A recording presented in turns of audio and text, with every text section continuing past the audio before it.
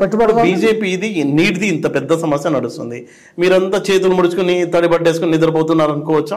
బీజేపీతో కొట్లాడిందే కేసీఆర్ గారు. ఇప్పుడు నీట్ అనే పేపర్ లీక్ అయిపోయి 25 లక్షల మంది పిల్లలు వాళ్ళ కుటుంబాలు అంతా మెడికల్ ఎడ్యుకేషన్ ని భ్రష్టు పట్టిస్తే అసలు బీఆర్ఎస్ పార్టీ ఎక్కడ గొడవే లేదు, ఉద్యమం చేయలేదు.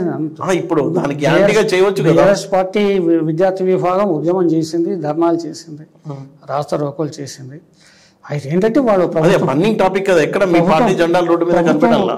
ఎజెండాలో మీద కనపడడం అంటే ఎట్లా, మీ ఉద్దేశం ఎట్లా అనుకుంటున్నారు? ఎజెండా మీద ఆచరణలు చేస్తూ ఉన్నారు. ఇప్పుడు పోనీ బీఆర్ఎస్వి విద్యార్థి సంఘం పక్కన పెట్టి ఎస్ఎఫ్ఐ ఏఎస్ఎఫ్ లాంటి వామపక్ష విద్యార్థి సంఘాలు కూడా ఇవాళ ఏం చేయట్లేదు కదా. అంటే ఒక దిశకు చేసిన తర్వాత ప్రభుత్వం ఒప్పుకుంది, దాని మీద న్యాయ విచారణ జరుగుతుంది, ప్రభుత్వ విచారణ జరుగుతుంది.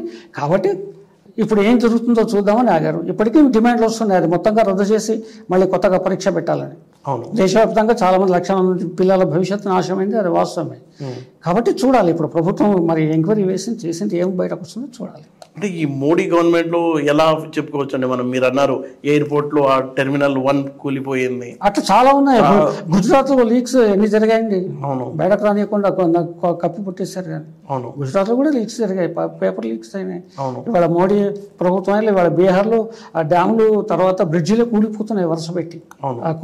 అలయన్స్ ఉన్న పార్టీ అప్పుడు బీజేపీ అక్కడ. ఆ తర్వాత మనం ఢిల్లీలో ఇందాక చెప్పినట్టు ఎయిర్పోర్టే కూలిపోయింది చూసాం.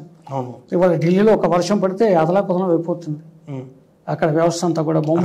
చివరికి రామ మందిరంలో లీకేజీలు వచ్చినాయి అన్నారు, అక్కడ రోడ్లు కూడా మునిగిపోయినా మొన్నటి వర్షాలు. ముంబైలో అయితే ఒక్క వర్షం పడిందంటే జీవితం స్తంభించిపోతుంది. ఇట్లా చాలా ఉన్నాయి చెప్పుకుంటూ పోతాయి. ఏదైనా కానీ వాళ్ళు మీడియాను మేనేజ్ చేస్తారు, ఒక అబద్ధాన్ని నిజంగా ప్రచారం చేస్తారు, ఒక నిజాన్ని కప్పిపుట్టేస్తారు.